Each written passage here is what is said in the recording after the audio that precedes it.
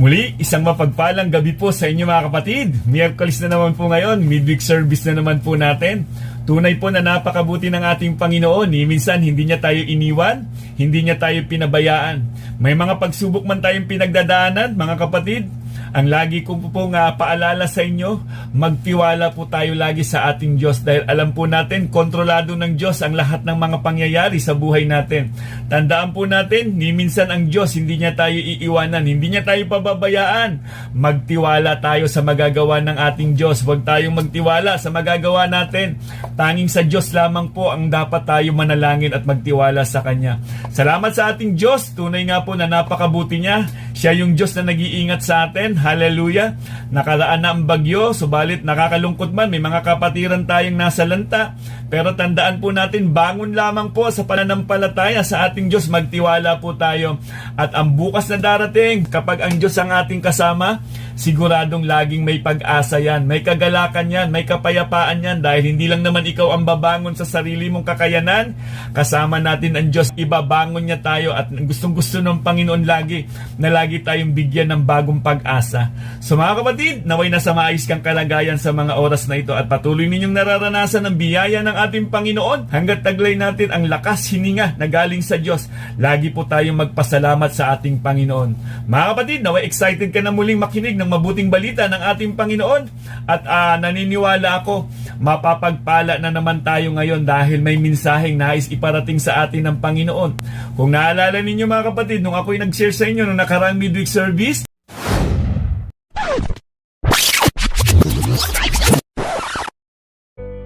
test or trap. Kailangan lang malaman natin kung ito ba'y pagsubok na galing sa Diyos o baka mamaya trap na ito ng kaaway. Yung trap na ito, minsan napakaganda nito eh. Hindi mo masasabi na ang trap na ito talaga nga namang dinisenyo ito ng kaaway na nagmumukha talagang kaakit-akit. Alam naman po natin kung ano ang kakayanan ni Satan. Kaya din po niyang magpanggap ng anghel ng liwanag. Kaya nga mga kapatid, kung hindi tayo lagi nga nakababad sa salita ng Diyos, sigurado mapapahamak po tayo. Baka mamaya kapatid, trap na pala. Nai-enjoy pa natin. Kailangan ma-discern natin kung ano ba ang pakana ng kaaway. Sa hindi natin pagsunod sa kalooban ng Diyos, may consequence yan. Mahihirapan ka o maaaring malaglag ka sa trap na ginawa ni Satanas para mahirapan yung buhay mo. So ano ba ang mga intensyon ng test o trap sa ating buhay? Unang-una po mga kapatid, maghayag ng tunay na nilalaman ng ating mga puso. Kung ano ang nilalaman ng puso, yun din po ang ipinamumuhay natin. Mababasa po natin ito sa Genesis, kay Adan at Eva. Dito talaga nagsimula ito. Kung bakit ngayon, nakikita na natin kung ano ang mabuti at masama. Doon po natin makikita kung ano ang nangyari sa buhay nila Adan at ni Eva. Ano ba yung test na ibinigay ng Panginoon sa kanila noon? Meron ng instruction na binigay ang ating Panginoon. Ikaw ba ay susunod o babaliwalain mo? Test of obedience. Nakita po natin, meron pong question doon sa utos na napakahalaga na binilin sa kanila. Alam naman po natin, ang alok ni Satanas, very crafty, mapanding lang po talaga mga kapatid. Naging sa panahon po natin, kumikilos itong si Satanas. Sa isipan natin, totoo ba nakasama ko ang Diyos? Bakit parang naghihirap na ako? Yan ang katanungang madalas eh. Bakit pinabayaan ako ng Panginoon? Bakit nangyari sa buhay ko ang ganitong pangyayari? Madalas din po, may mga Kristiyanong ganyan po, mga kapatid, lalo na't pagkasunod-sunod ang mga pagsubok na dumarating sa buhay. Sa panahon natin ngayon, todo atake ang kaaway. Para siyang liyong umaatungal. Anytime, pwede kanyang atakihin. Sa New Testament, nakita natin kung paano tinest dito ang ating Panginoong Jesucristo. Si Satan, walang ibang ginawa kundi, kumbaga, subukin ang Diyos.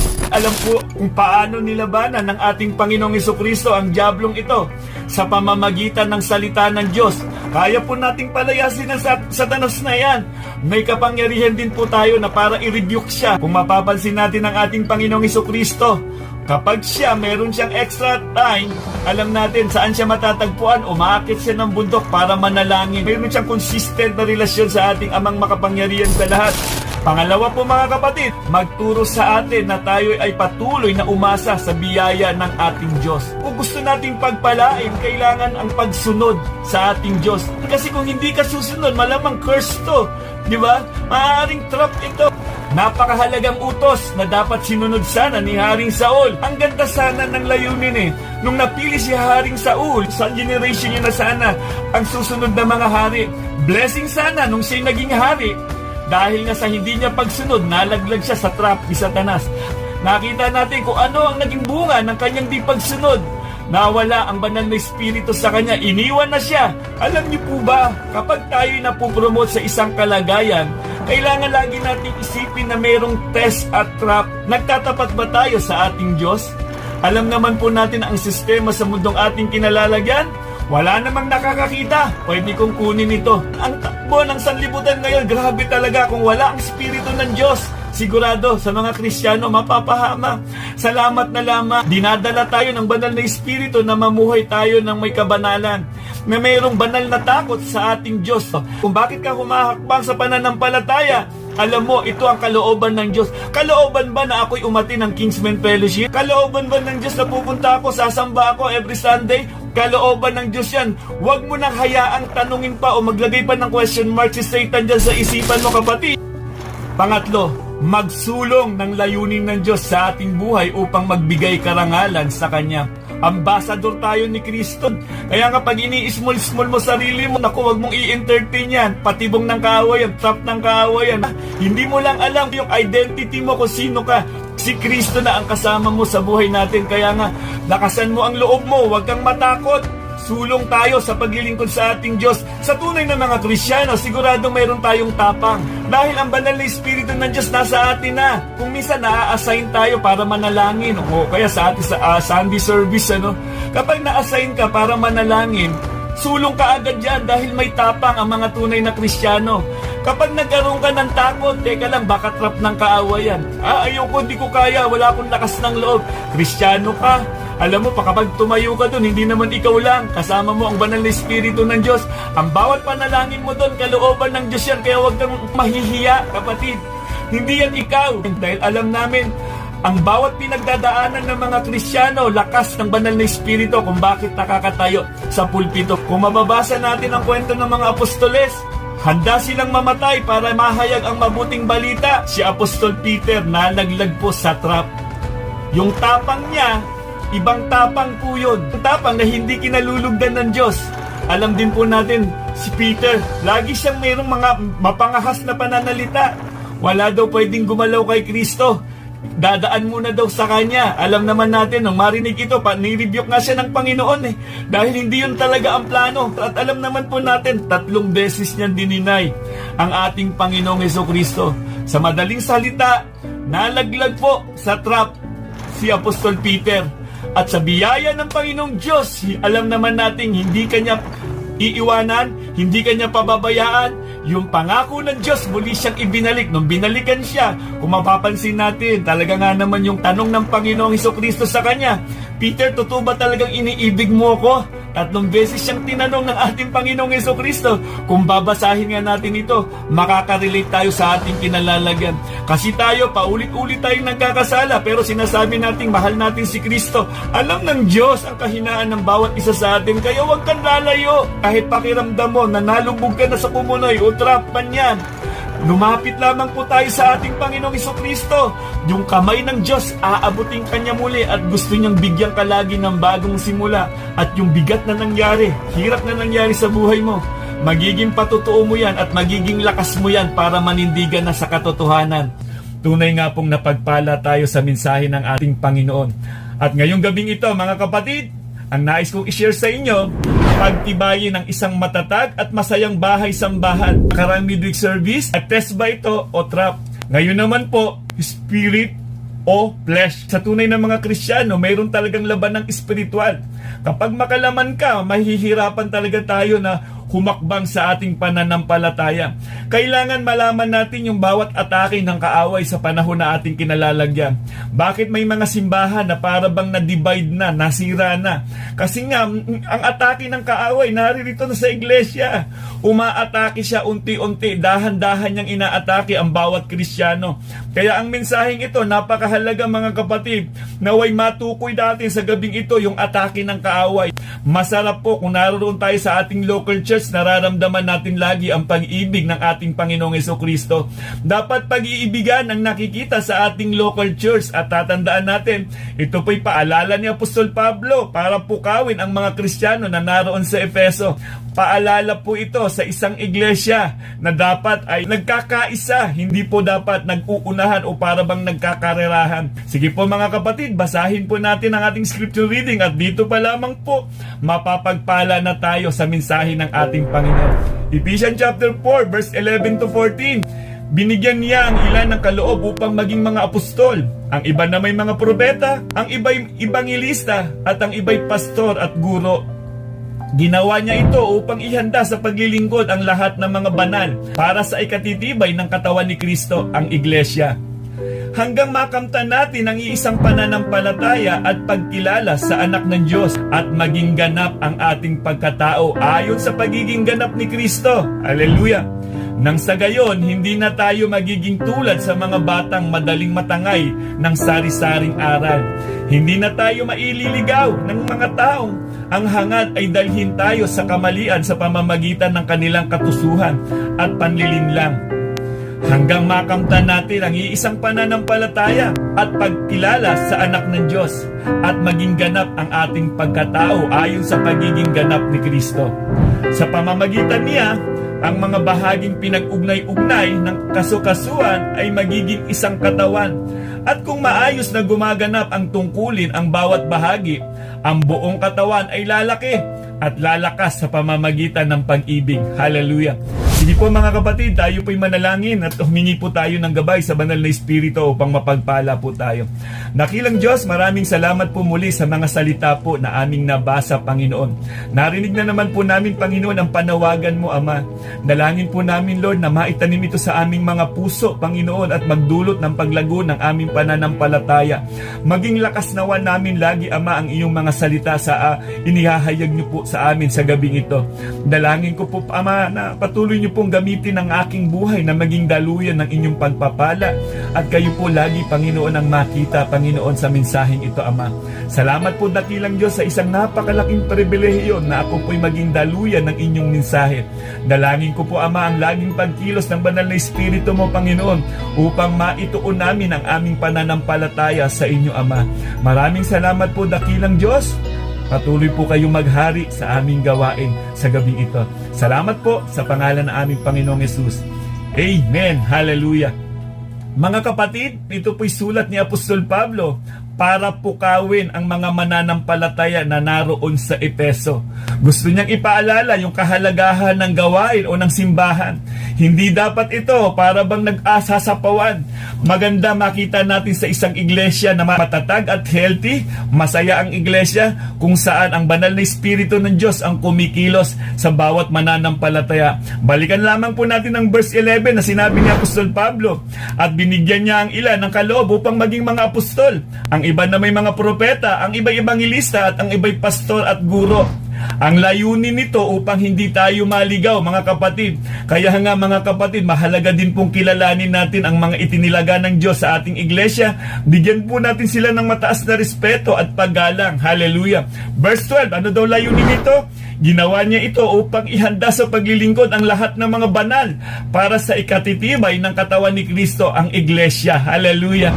Kaya nga yan ang layunin niyan eh.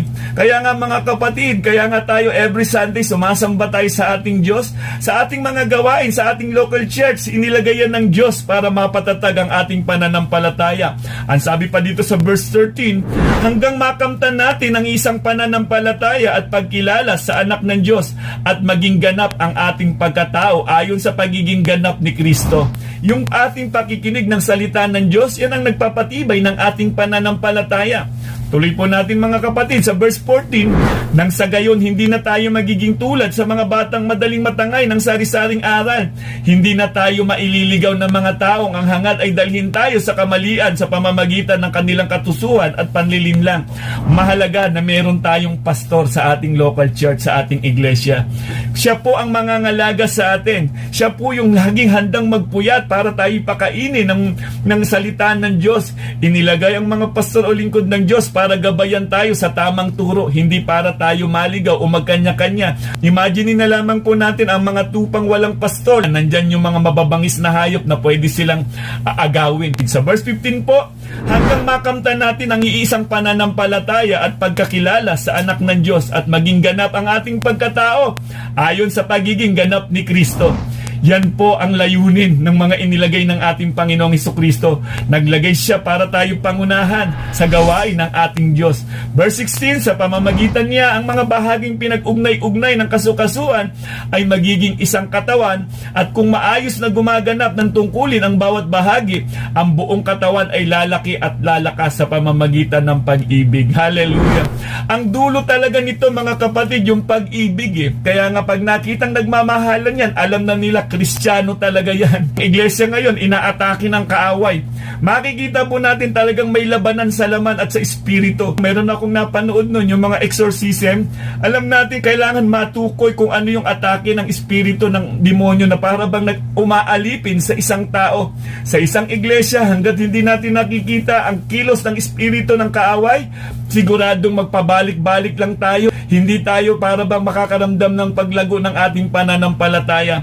Kaya nga, yung topic nung nakaraang Sunday, yung sermon ng ating pastor, kailangan mag-focus tayo doon sa buhay na walang hanggan. Dapat i-fix natin ang ating paningin sa ating Panginoong Hesukristo. Kaya napakahalaga na huwag tayo magpapadistract. Magpatuloy tayo sa paglilingkod sa ating Panginoon. Huwag tayong panghinaan ng loob mga kapatid. So flesh versus spirit, based on scientific explanation, ang salitang flesh na nasa Tagalog ay laman ay malalambot na bahagi na bumubuo sa muscles at fat na matatagpuan sa gitna ng ating balat at buto. Kung ano ang nakikita mo, may mga kasiraan sa iyo kapatid, yan ang tinatawag na flesh. Hallelujah. Samantalang ang spirit naman, ayon sa Britannica Encyclopedia, ito raw ay isang malakas na puwersa na pinaniniwalaan na nagbibigay buhay, lakas at kapangyarihan sa isang tao. So ano naman po ang sinabi ng Biblia patungkol sa flesh? Sinasaad dito na mayroong flesh and blood. Sabi doon sa Genesis chapter 2 verse 23, sinabi ng lalaki, sa wakas narito ang isang tulad ko, laman ng aking laman, buto ng aking buto. Babae ang itatawag sa kanya sapagkat sa lalaki siya kinuha. Ang flesh ay pumapatungkol din sa ating corrupted body na nahulog sa pagkakasala mula nang natrap sa tukso ni Satanas sina Adan at Eva. Hindi rin maaaring magmana ng kaharian ng Diyos dahil ito ay laging salungat sa espiritu. Kaya pala mga kapatid, kapag humahakbang na tayo, lalaban yan. Kung aatin ba ako sa gawain ng Diyos o hindi? Gusto ko bang lumago sa aking pananampalataya? Laging may labanan yan. Kaya nga si Apostol Pablo din po, alam naman po natin, nag-suffer din si Apostol Pablo dyan. Kaya nga sabi niya, yung mga gusto niya daw gawin na may kinalaman sa paglago ng kanyang spiritual, bakit parang hindi niya magawa? Yan po din ang ating kalagayan ngayon mga kapatid. Kaya nga paalala dito, 1 Corinthians chapter 15 verse 50, ito ang ibig sabihin mga kapatid, ang binubuo ng laman at dugo ay hindi maaaring makabahagi sa kaharian ng Diyos. At ang katawan ng panlupa ay di maaaring magmana ng buhay na walang hanggan. Hallelujah! Samantala ang spirit naman ay mayroong original na meaning sa English na breath or breathing. O sa salitang Hebreo ay roach for spirit breath or wind. Ang hininga nanggaling sa Diyos, yun po yung espiritu na hiningahan ang tao at nagkaroon ng buhay. Genesis chapter 2 verse 7, pagkatapos ginawa ng Panginoong Yahweh ang tao mula sa alabok, hinangahan niya sa ilong at nagkaroon ng buhay. Kaya nga yung buhay na meron tayo ay galing sa Diyos. Kaya nga dapat lang naluluwalhati ang Diyos mga kapatid. Hindi dapat nasusumpa anuman ang mga pinagdadaanan natin sa panahon na ito. Hanggat hindi tayo iniiwan ng buhay na ito, hanggat humihinga ka, magpasalamat ka sa Diyos dahil kasama mo ang ating Panginoon. Hindi ka pa niya iniiwan. Ang hiningang iyon na mula sa Diyos ay nagbigay sa tao ng espiritong mula sa Diyos. At At ang espiritong ito ay nawalay na ang tao ay bumagsak sa pagkakasala. Nung magkasala si Adan ay yung abilidad niya na makipag-usap sa Diyos ay nasira. Hindi nga siya namatay physically nung araw na iyon, subalit nagkaroon ng kamatayan ang kanyang espiritu. Kaya naman, ang katangian ng tao before salvation ay spiritually dead. Yan ang tingin sa atin. Kaya nga minsan, yung napakagandang pribilehiyo na ibinigay sana ng Diyos kay Adan at Eva, nawala po iyon. Ganon din po ang kalagayan natin. Nawala ang kamalayan natin patungkol sa Diyos. Kaya minsan, nagmistulan tayong parang Diyos. Nagdidesisyon tayo ayon sa ating kalooban. Bagamat buhay sila Adan at Eva, pero nawala na po yung kanyang communication, yung espiritu na galing sa Diyos na siyang tumutulong para masamba natin sa espiritu at katotohanan ang Diyos. Ang espiritu ang nagbibigay daan upang magkaroon tayo ng patuloy na ugnayan sa divine spirit. Hallelujah! Ang flesh at spirit ay dalawang magkalaban, pwersa na umiiral sa isang mananampalataya. Nung tayo naging Kristiyano na, nagdeklara tayo na susunod tayo sa ating Panginoong Hesukristo, tinanggap natin siya bilang Panginoon at tagapagligtas ng buhay natin, nagsimula na ang labanan. Pero tandaan natin, ang espiritu po na meron tayo, dadalhin tayo nito sa isang buhay na ganap at kasiyasiya. Kaya nga, the spirit is willing but the flesh is weak. Laging may labanan, mga kapatid. Sa iglesia kung saan man tayo naroon, mag-perform tayo ng ayon sa kalooban ng ating Diyos, ayon sa utos ng banal na espiritu na nasa atin. Romans chapter 6 verse 7. Kaya nga kapag sinusunod ng tao ang mga hilig ng laman, siya'y nagiging kaaway ng Diyos sapagkat hindi niya sinusunod ang batas ng Diyos at talaga namang hindi niya kayang sundin ito. Yan ang katotohanan, kapatid. Mahirap sundin kapag wala sa atin ang banal na espiritu ng Diyos. Ano ang connect ng spirit versus flesh sa pagpapanatili ng isang matatag at masayang bahay-sambahan o sa body of Christ? Dahil ang bahay-sambahan ay binubuo ng iba't ibang Kristiyano na may issue pa sa pamumuhay sa laman at espiritu. Bagamat mayroon tayong isang iglesia, nagsasama-sama tayo doon, pero tandaan natin, mayroon pang binabago ang Panginoon sa buhay natin. Kaya nga napakahalaga, kahit nariyan ka, nagkakasala ka, tuloy lang sa pagsamba sa ating Diyos, tuloy lang sa pakikinig ng salita ng Diyos dahil hindi mo kaya ang laban kung lalayo ka sa salita ng ating Panginoon. Kasi dyan, pinoproseso tayo ng ating Panginoon. May kanya-kanya tayong mga kahinaan, mga kapatid. Pero makapangyarihan ang salita ng Diyos para baguhin ang bawat isa sa atin. Kaya nga ang ating memory verse ngayon, mga kapatid, Ephesians chapter 4 verse 16, sa pamamagitan niya ang mga bahaging pinag-ugnay-ugnay ng kasukasuan ay magiging isang katawan. At kung maayos na gumaganap ng tungkulin ang bawat bahagi, ang buong katawan ay lalaki at lalakas sa pamamagitan ng pag-ibig. Dadalhin talaga sa pag-ibig, mga kapatid. Mapapatatag lamang ang isang iglesia o bahay-sambahan kung ang mga kapatiran ay nagkakaroon ng malasakit at pag-ibig sa isa't isa. Kung tunay na may banal na espiritu ang isang Kristiyano, may malasakit po yan sa gawain ng ating Diyos. Kaya nga sabi dito sa Galatians chapter 5 verse 14 to 17, sapagkat ang buong kautusan ay nauuwi sa isang pangungusap. Ibigin mo ang iyong kapwa gaya ng pag-ibig mo sa iyong sarili. Hallelujah! Ngunit kung kayo'y nagkakagatan at nagsasakmalang parang mga hayop, mauubos kayo. Hallelujah! Sinasabi ko sa inyo, ang espiritu ang gawin ninyong patnubay sa inyong buhay at hindi kayo magiging alipin ng hilig ng laman. Sapagkat ang mga nasa ng laman ay laban sa kalooban ng espiritu at ang kalooban ng espiritu ay laban sa nasa ng laman. Laging naglalaban ang dalawang ito kaya hindi ninyo magawa ang nais ninyong gawin. Hallelujah! Yan po ang realidad na kalagayan ng mga tunay na Kristiyano. Minsan, madalas natin sinasabi na maglilingkod ako sa Panginoon, magpapatuloy na ako. Pero may laban ng espiritual talaga na nangyayari. Yun yung discern ng puso natin. Kaya masasabi natin na healthy o malusog ang isang katawan kapag maayos na dumadaloy ang dugo nito. Hallelujah! Kapag nagpapangsyon ng maayos ang bawat gawain sa ating local church, kumbaga, gumaganap tayo ayon sa ating kaloob na banal na espiritu, makikita ang isang iglesia na matatag yan. Wala ditong sapawan, wala ditong pataasan. Imagine na lamang po natin sa isang choir, Merong 4 na boses na dapat na marinig sa kanila.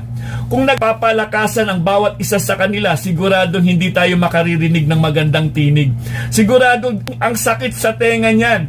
Kaya nga kung makaririnig tayo ng napakagandang kanta ng mga choir, makikita natin nagagamit nila ng maayos ang kanilang mga boses, ang kanilang mga tinig. Kaya naman, sa mga nakaririnig, ang gandang pagmasdan. Ganon din po sa ating iglesia, kung ang lahat gumaganap ayon sa pagkatawag sa Kanya, masasabi ng mga hindi mananampalataya sa ating iglesia, tunay na Kristiyano yan dahil kakaiba ang kanilang ginagalawan.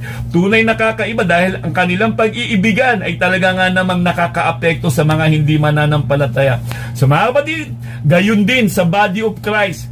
Pag maayos na nagagampanan ng mga bahagi ng katawan ang kanilang tungkulin, hindi nagsasakmalan o nagkakagatan, masasabi natin na healthy ang isang iglesia. Ano ba ang mga gawain ng laman na nagiging dahilan ng kagatan at sakmalan sa iglesia kaya hindi mapapanatili ang kasiyahan? Hayaan po nating makita natin sa Biblia ang kasagutan, mga kapatid, dahil dito talagang makikita natin paano ba lalago ang simbahan. Kailangan makita natin kung paano kumikilos ang kaaway sa ating iglesia. Maliwanag po na itinukoy po ni Apostol Pablo kung paano umaatake ang kaaway.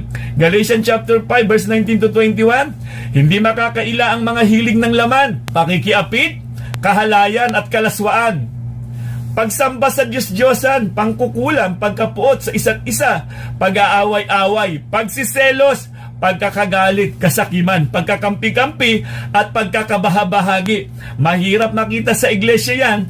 Pagkainggit, paglalasing, kalayawan at iba pang katulad nito. Ang sabi ni Apostol Pablo, muli ko kayong binabalaan, ang mga gumagawa ng mga ito ay hindi magkakaroon ng bahagi sa kaharian ng Diyos.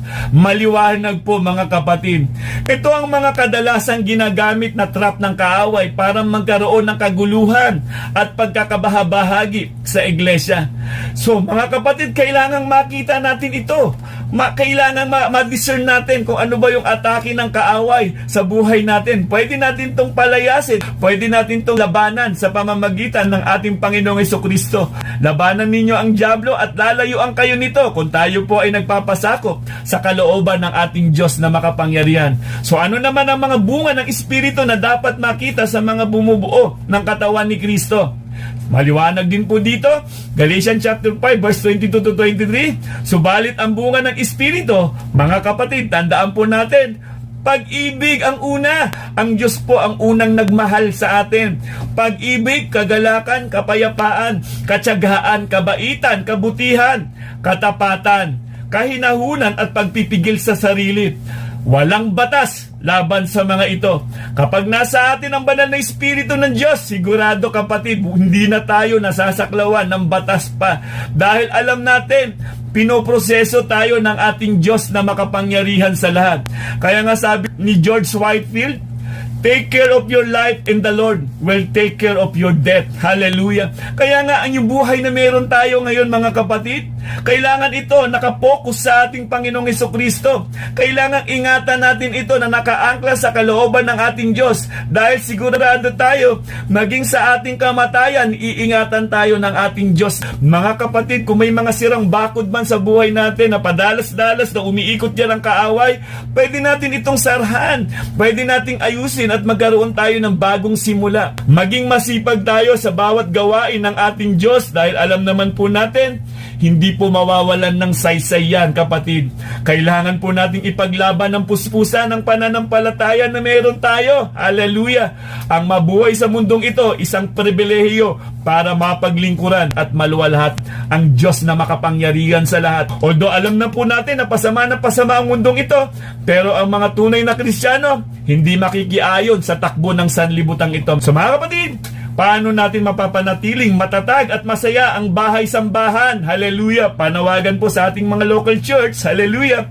Magkaroon tayo ng pagkakaisa sa nararapat na pamumuhay, ang mga tinawag ng Diyos. Alam po natin na lahat tayo tinawag ng ating Diyos.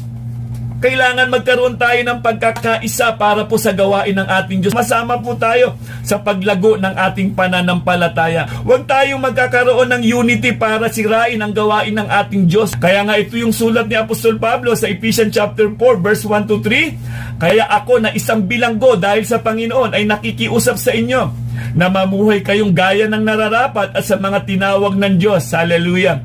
Kayo'y maging mapagkumbaba, mahinahon, matyaga, magmahalan kayo at magpasensya sa isa't isa. Sikapin ninyong mapanatili ang pagkakaisa na kaloob ng Espiritu sa pamamagitan ng kapayapaang nagbubuklod sa inyo. Hallelujah. Mga kapatid, maliwanag po ang sulat ni Apostol Pablo. Paalalahanan ang iglesia ng Efeso, maging sa panahon po natin, isang napakagandang paalala po yan na dapat nating malaman. Karoon man tayo sa ating mga iglesia, nawawag po tayo maging katitisuran ng bawat kapatiran. So ano-ano ang mga dapat nating tandaan tuwing tayo ay nakikinig ng salita ng ating Diyos? Tandaan po natin ito mga kapatid. Kapag naroon na tayo sa ating local church o anumang mga gawain, kapag mayroong nahahayag na salita ng Diyos, kailangan maging sensitibo tayo sa pagkilos ng banal na Espiritu. Dahil kakatagpuin ka niyan eh. Yung bawat pag-atin natin sa gawain ng Diyos, alam mo, nagdesisyon ka, nagdesire ka, meron diyang gusto ng Diyos na patatagin ang pananampalataya mo. Kaya ikaw, personal, kasi ang kaligtasan, personal yan. Kaligtasan, ikaw at ang Diyos yan. Kaya maging sensitibo tayo sa pagkilos ng banal na Espiritu ng Diyos. Namaya, kumikilos na pala ang banal na Espiritu ng Diyos. Tinitingin mo pa sa iba. Ikaw na pala ang kinakatagpo niyan, spiritually, pero para bang hinahadlangan mo. Kailangan meron tayong laging pag-amin. Lord, salamat, magpasalamat kapag naabot tayo ng mensahe ng ating Panginoon. Magiging totoo tayo sa pagharap ng pangungusap ng Diyos. Huwag na tayong magturo. Kung sakali mang narinig mo ang panawagan at nakita mo si brother, si sister na para sa kanya yung mensahe, kapatid, hindi nagkakamali ang Diyos na marating ka ng mensahe niyan. Wala ka man sa ganyang pinagdadaanan ngayon. Darating ang panahon, pwede mong gamitin yan. Aminin natin kung sakali man naroon tayo sa kalagayan, Lord, hindi ko po kayang baguhin ang sarili ko. Magpakatotoo ka, wag mong sabihin, kaya ko to, kaya ko ang laban. Kailangan kapag kinatagpo na tayo ng salita ng Diyos, magpatotoo tayo na mahina tayo. Kailangan natin ang Diyos sa buhay natin. Maging mapagkumbaba tayo sa pag-amin ng ating mga kasalanan. Kung nakikinig ka ng salita ng Diyos, kahit sino pa yung nagsishare ng Word of God, kapag may binanggit na salita ng Diyos, dapat mong unawain. Buksan ang puso at hayaan mong salita ng Diyos ang mangusap sa iyo at mapapagpala ka, kapatid. Pero kapag kinokontra mo na, siguradong yung pusong yan, titigas yan na parang bato. Kailangan i-examine mo yung sarili mo. Lord, ano po ba yung nais niyong iparating sa akin? Maging katulad tayo ni Haring David. Hallelujah. Wala na siyang ibang sinisisi. Nang narinig niya ang propeta na nangusap sa kanya, hingi agad ng tawad. Maging ganun sana tayo mga kapatid. Examine natin yung ating sarili at naniniwala ako kapag ganyan ang mga tunay na Kristiyano, tunay pong magagamit siya sa kalwalhatian ng ating Panginoon. Magkakaiba man ang plano at desisyon ang mga tunay na Kristiyano, pero meron tayong iisang espiritu na ang layunin ay mapabanal tayo. Kaya tayo dinadala sa pag-atin ng bawat gawain. Ang gusto ng banal na espiritu ng Diyos, magtagumpay tayo. Mahigpit ang babalan ng Diyos laban sa pagkapuot, pag-aaway, pagsiselos, pagkakagalit, kasakiman na maaaring magdulot ng pagkakampi-kampi at pagkakabahagi sa body of Christ. Kaya wala nga daw bahagi sa kaharian ng Diyos ang mga gumagawa nito. Hallelujah! Dahil hindi po talaga katanggap-tanggap sa ating Diyos ang mga ganyang aktibidades ng mga taong walang ibang naisin kung hindi sirain ang gawain ng ating Diyos. Ang nais ng Diyos ay maging, Ephesians chapter 4 verse 1 to 3, kayo'y maging mapagkumbaba, mahinahon at matyaga. Magmahalan kayo at magpasensya sa isa't isa. Hallelujah.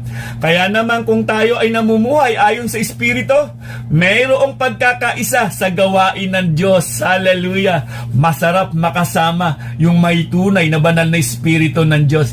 Philippians chapter 2 verse 1 to 4. Kaya nga, sapagkat mayroong kasiglahan ng buhay kay Kristo. Amen. Mayroong kaaliwan ng pag-ibig. Mayroong pakikiisa ng Espiritu Santo. At mayroong kagandahang loob at malasakit para sa isa't isa. Lubusin ninyo ang aking kagalakan. Magkaroon kayo ng iisang kaisipan. Magbuklod kayo sa iisang pag-ibig at magkaisa kayo sa puso't diwa. Huwag kayong gumawa ng anumang dahil sa paghahangad ninyong maging tanyag. Sa halip bilang tanda ng pagpapakumbaba, ituring ninyong higit ang iba kaysa sa inyong mga sarili. Hallelujah! Pagmalasakitan ninyo ang kapakanan ng iba at hindi lamang ang inyong sarili. Kung nasa iyo ang banal na Espiritu ng Diyos, siguradong masarap kasama yung mga ganyang Kristiyano. Christian life is not a competition. Hindi mo ikatutuwa yung isang kasama mo o isang Kristiyano na nadapa. Mga kapatid, kung naalala po ba natin yung kwento sa Matthew chapter 20 tungkol sa asawa ni Zebedeo na lumapit kay Jesus. Kasama niya noon yung dalawa niyang anak. At request niya na paupuin sa magkabilang tabi ni Jesus ang kanyang mga anak. Ganyan ang pananaw sa mundo. Ganyan ang batas sa mundo. Pero sa batas ng Diyos, mga kapatid, pantay-pantay sa paningin ng Diyos. Kaya hindi natin kailangang itaas ang ating sarili para tayo maging tanyag. Maaring dito sa mundo, pansamantala, magiging sikat tayo pero hindi rin ito tungkol sa kung sino ang magaling. Ang paglilingkod sa Diyos ay tungkol sa pagkakaisa sa iisang layunin. Dahil nga, isang espiritu ang ipinagkaloob niya sa atin, dadalhin tayo nito sa pagkakaisa o unity sa gawain ng ating Diyos. Hindi yan pwedeng magsapawan. Hallelujah! Hindi yan pwedeng magpataasan o magpagalingan. Alam natin, ang bunga ng banal na espiritu ng Diyos, punong-puno yan ng kagalakan at kapayapaan. Sabi nga doon sa Roma, chapter 12, verse 2 and 3, ano sabi sa atin? Huwag kayong makiayon sa takbo ng mundong ito. Mag-iba kayo sa pamamagitan ng pagbabago ng inyong pag-iisip upang maunawaan ninyo ang kalooban ng Diyos, kung ano ang mabuti, kalugod-lugod at ganap na kalooban niya. Dahil sa kagandahang loob ng Diyos sa akin, sinasabi ko sa bawat isa sa inyo, huwag ninyong pahalagahan ang inyong sarili ng higit sa nararapat. Sa halip, pakaisipin ninyong mabuti ang tunay ninyong katayuan ayon sa sukat ng pananampalatayang ipinagkaloob ng Diyos sa bawat isa sa inyo. Kailangan Christ-center ang bawat mananampalataya. Tandaan po natin ito, walang ibang bida sa buhay natin kundi si Kristo. Kung meron mang nakita ang mga unbeliever na pagbabago sa buhay natin, hindi yan dahil ikaw ay nagsikap. Hindi mo pwedeng ipagmalaki yan. Dahil yan sa ginawa ni Kristo sa buhay natin. Dahil yan sa banal na Espiritu na meron ka, kapatid. Kahit pa hindi ka pa mag-share, kapag naluluwalhati dyan sa buhay mo, sa galaw mo, si Kristo, siguradong masasabi nilang tunay na Kristiyano yan. Dahil nga, yung pag-ibig na nakikita sa atin, pagmamahalan na nakikita sa atin, yan ang tunay na Kristiyano, kapatid. Pangalawa po mga kapatid, magkaroon ng pagkilala sa kaloob na ipinagkatiwala ng Diyos. Hallelujah! Kailangan magkaroon tayo ng mataas na pagkilala sa mga lingkod ng Diyos. Ang Diyos naglagay po siya ng mga pastor, naglagay po siya ng mga evangelista. In-equip niya po ito para tayo mapagpala upang hindi tayo madaya. Maliwanag naman po, Ephesians chapter 4 verse 11 to 13, binigyan niya ng ilan ng kaloob upang maging mga apostol. Ang iba na may mga propeta, ang iba'y evangelista, at ang iba'y pastor at guro. Ano daw ang purpose nito? Ginawa niya ito upang ihanda sa paglilingkod ang lahat ng mga banal. Hallelujah! Kristiyano po yan. Para sa ikatitiboy ng katawan ni Kristo, ang iglesia. Hanggang makamtan natin ang iisang pananampalataya at pagkilala sa anak ng Diyos at maging ganap ang ating pagkatao ayon sa pagiging ganap ni Kristo. Hallelujah! Makikita natin ang magkakaiba ang kaloob na ginagampanan ang bawat isa. Mayroong specific leader na itinalaga ang Diyos na gagabay sa bawat mananampalataya. Napaka-perpekto po talaga ang plano ng Diyos sa bawat iglesia na meron tayo, mga kapatid. Kaya nga kung alam natin kung saan tayo dapat kumilos, siguradong masasabi nating masayang iglesia at matatag na iglesia. 1 Corinthians chapter 12 verse 21 to 22. Sabi rito, hindi rin naman masasabi ng mata sa kamay, hindi kita kailangan, ni ng ulo sa mga paa. Hindi ko kayo kailangan. Sa katunayan, ang mga bahaging parang mahihina, ang siya pa ngang kailangan. Talaga dito walang dapat na sino man magmalaki. Walang sino man dapat na magmataas. Hallelujah. Kaya nga ang bilin sa atin na ituring daw natin na mas nakahihigit daw yung kapwa natin kaysa sa atin. Bilang tunay na Kristiyano, makikita talaga yung tunay na mapagkumbaba dahil nasa iyo ang banal na Espiritu ng Diyos. Never feel unqualified to serve the Lord. God looks at your heart, not your past. Hallelujah. Ganyan ang ating Diyos kung tumingin sa atin, diretso sa ating puso. Kaya wag mong mamaliitin ang sarili mo dahil hindi sa nakaraan mo o sa kakayanan mo nakatingin ang Diyos, kundi sa ating mga puso. Hallelujah. Straight from the heart, kapag tinignan ka ng ating Diyos, hindi niya titignan yung laki ng kayamanan mo o yung taas ng pinag-aralan mo. Yang pusong yan, handa ba yan sumunod sa akin? Parang si David, alam naman natin yung kwento. Nakita ng ating Diyos na si David na laging handang sumunod sa kalooban ng Diyos. Kaya nga mahalagang matutunan natin, mga kapatid, na ang bawat leader na ipinagkatiwala sa atin ng Diyos, kailangan din po natin silang igalang. Kailangan po natin silang bigyan ng mataas din po na respeto dahil sila din po ang nagmamalasakit sa atin. Kung naligtas tayo, dahil naririto pa tayo sa mundong ito, naglagay siya ng mga leader para pangunahan tayo at huwag tayong maligaw, huwag tayong masakmal ng mga mandarayang kautusan. Bagamat nasa atin ang banal na Espiritu ng Diyos, yan po ang tutulong sa atin upang ma-discern natin yung maling mga katuruan. Pangatlo po, mga kapatid, pagsikapan nating mabago ang pag-uugali at lumago sa pananampalataya. Ibinigay niya sa atin ang banal na Espiritu ng Diyos. Kaya nga, sabi din sa salita ng Panginoon, kapag narinig na ninyo ang panawagan o pahayag na mula sa Diyos, huwag ninyong patitigasin ang inyong puso at nilalabanan mo. Kinakausap ka na, kinakatagpo ka na sa mensahe ng ating Diyos, pero ikaw, hindi mo pa rin pinakikinggan. Kumbaga, narinig mo, labas lang sa kabila. Kailangan matuto din tayong humakbang sa paglago ng ating pananampalataya. Yung pag-uugali natin, dapat mayroon tayong change life, change character, good work, soul winning disciple. Doon talaga dadalhin niya sa mga tunay na nagtataglay ng banal na Espiritu ng Diyos. Sabi sa Ephesians chapter 4 verse 22 to 27, iwanan na ninyo ang dating pamumuhay. Hubarin na ninyo ang inyong dating pagkatao na napapahamak dahil sa masasamang pagnanasa. Magbago na kayo ng diwa at pag-iisip. Hallelujah. At ang dapat ninyong isuot ay ang bagong pagkatao na nilikhang kalarawan ng Diyos at nahahayag sa matuwid at banal na pamumuhay ayon sa katotohanan. Dahil dito, itakwil na natin ang pagsisinungaling at tayong lahat ay magsabi ng totoo sa isa't isa sapagkat tayo'y bahagi ng iisang katawan. Hallelujah. Kung magagalit man kayo, iwasan ninyo ang kayo'y magkasala. Huwag ninyong hayaang lumubog ang araw na galit pa rin kayo. Hallelujah. Huwag ninyong bigyan ng pagkakataon ng dyablo. Hallelujah. Napakagandang paalala, mga kapatid, na sinulat ni Apostol Pablo para mapalahaya tayo, para magtagumpay tayo. Isang paalaala na dapat nang magrema sa buhay po natin. Kapag ang dyablo binigyan natin ng pagkakataon na tuksuhin pa tayo, baka mahulog pa tayo sa trap. Huwag mong bigyan na questionin niya yung araw ng pagsamba mo. Kapag question mo yan, nagkaroon ka ng katanungan ng ganyan na hindi ka agad humakbang at nagdadalawang isip ka, alam mo, ang atake ng kaaway, sigurado yan. Diyan siya expert, kapatid. Kasi kapag in-entertain mo yan, ang dami niya. Sasabihin niya, naku, magpahinga ka na. Mukhang kailangan mo magpahinga. May ibang araw pa naman na pwede kang umaten. Kapatid, kapag pinigbigyan pa natin yan, totoo po ito. Kasi ang kaaway hahadlang sa paglago mo sa pananampalataya. Kapag nasira yung focus mo sa paglilingkod sa ating Panginoon, ang kaaway mismo ang lalayo sa iyo niyan. Sa darating na mga gawain, meron na naman siyang mas matinding atake. Kaya minsan, lulugmok-lugmok ka na para bang nalulungkot ka.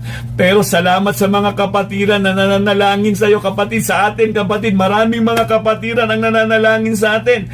Kapag hindi ka na nakikita, 2 linggo, 3 linggo, ang daming nananalangin yan. May mga follow-up pa yan. Kasi nga, pag-ibig ng Diyos ang nagahari sa bawat isa sa atin. Kailangan lang, habang nabubuhay, piliin natin lagi ang kalooban ng Diyos. Huwag yung kalooban ng kaaway. Madali naman nating madidiscern ng kalooban ng kaaway. Ayaw niya na nakikinig ka ng salita ng Diyos. Ayaw niya nang sasamba ka every Sunday. Ayaw niya ng mga gawain ng Diyos. Ayaw niya na bumalikat sa gawain ng Diyos. Kaya nga, kapatid, madali lamang po nating ma-discern. Sa iglesia na meron tayo, alam na natin ang atake ng kaaway, pwede na natin siyang labanan.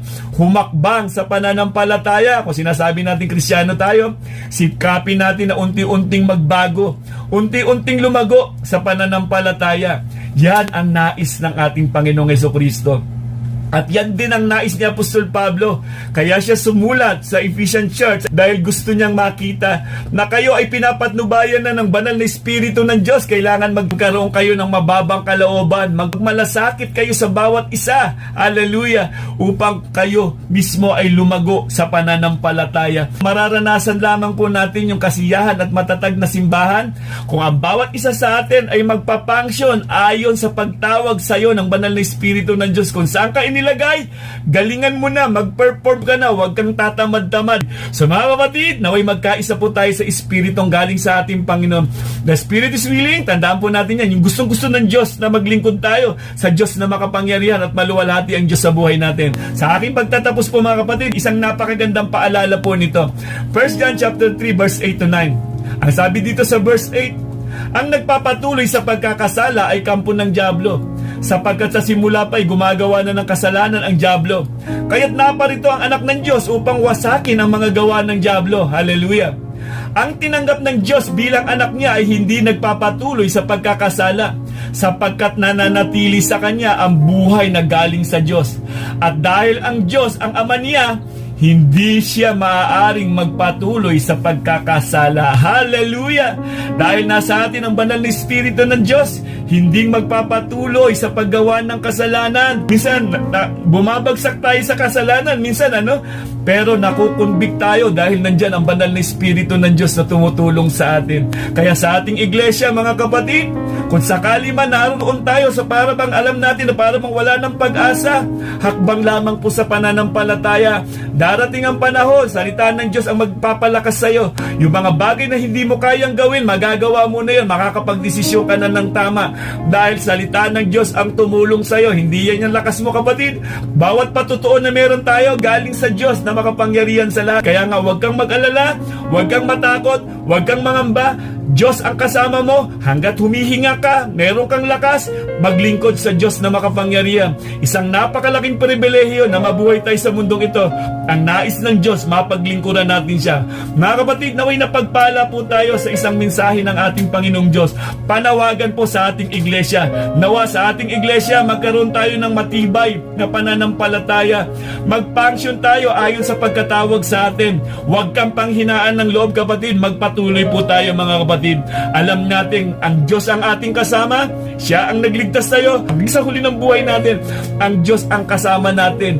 Bagamit may mga problema na pinagdadaanan, hindi hahadlang yan para makapaglingkod sa ating Diyos na makapangyarihan. Nakakatuwa lang po sa aming mga Kingsmen dahil nakikita na namin ang paglago ng pananampalataya ng bawat katatayan. Minsan, sa pananalangin, i-assign mo ang bawat isa. Wala na po yan, diretso na po yan, yuko. Pananalagi na kaagad. Salamat sa ating Diyos dahil iisang Espiritu, iisang pananampalataya na ipinagkaloob sa atin na makapaglingkod sa ating Diyos. Kaya nga, habang nabubuhay tayo, magpasalamat tayo sa ating Diyos dahil hindi niya tayo iiwan, hindi niya tayo pababayaan. Ang Diyos ang nangako niya, kapatid. Kaya nga, kapatid, pumanatag ka sa panahon ngayon na iyong kinalalagyan.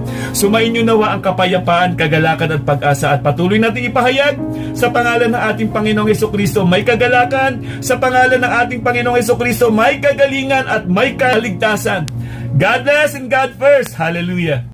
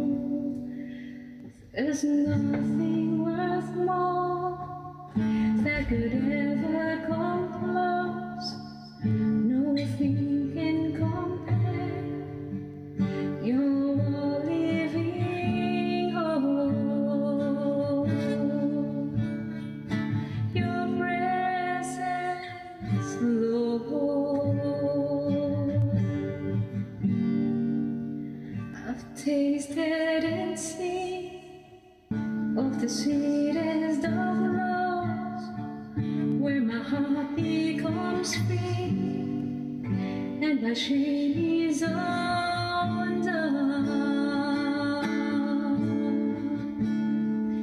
Your presence, Lord.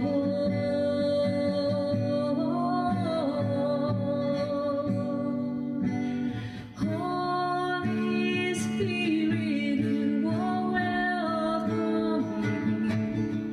Come flood this place and fill the atmosphere. Your glory, God, is what our hearts long for. To be overcome by your presence, Lord. Holy Spirit, you are welcome. Come flood this place and fill the atmosphere. Glory, God, is what our hearts long for. To be overcome by your presence, Lord.